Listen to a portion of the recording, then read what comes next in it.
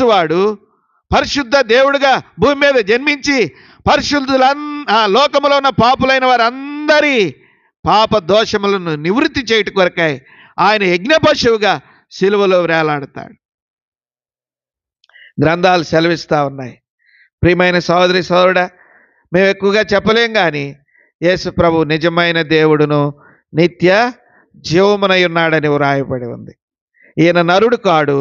ఈయన నరుడుగా ఎందుకు వచ్చాడంటే, దేవుడు మానవుని సమీపించాలి అంటే అది ఎన్నటికిని దేవుడుగా వస్తే మనం తట్టుకోలేము.